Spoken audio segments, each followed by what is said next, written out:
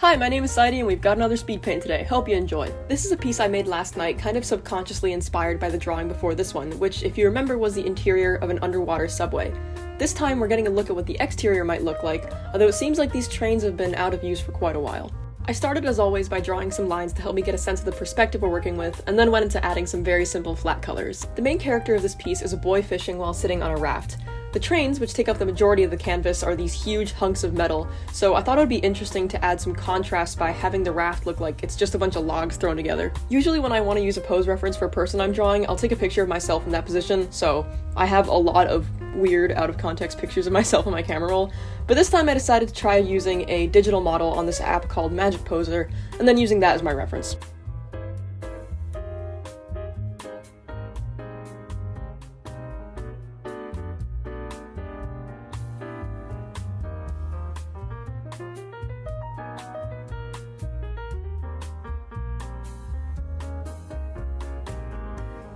At this point, I felt like there wasn't nearly enough diversity and values in my drawing. Basically what I mean by that is I felt like there were way too many light colors for the scene to feel strong and believable.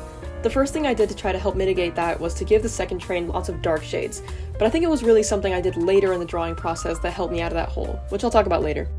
Something I actually draw pretty rarely is grass, so I actually had some trouble trying to figure out how I wanted to go about illustrating it. First, I tried covering the grassy areas in this dark teal color and then drawing individual blades of grass in a light green over it, but I realized that would take way too long and also probably look kinda bad. I decided it might look better to match the simplistic vibe of the trains and use some light texturing over the solid green to give the impression of grass, and then I spruced it up by adding some tufts on the edges.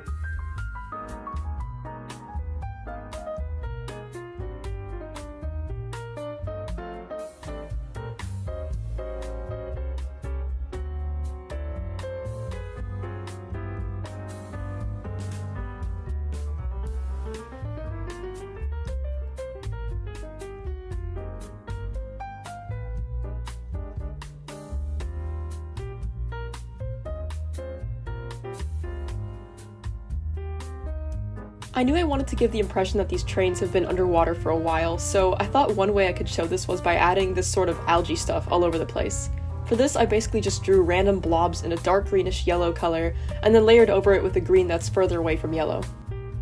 To create areas that look like they only have a little bit of algae, I chose the base color, so for example when drawing on the roof of the train I chose gray, and then I tinted it just a little bit towards green.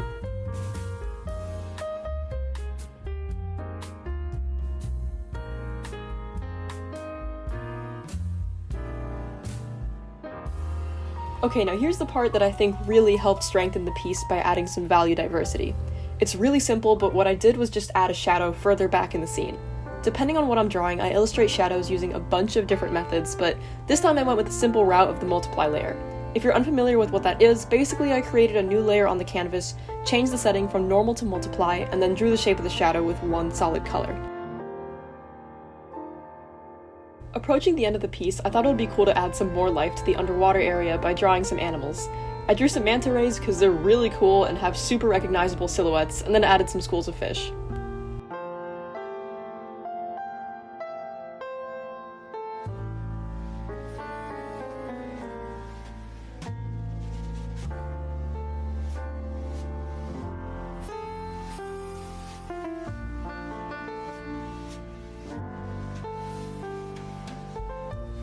Around this part, I started playing around with some different layer settings to create the feeling of different times of day.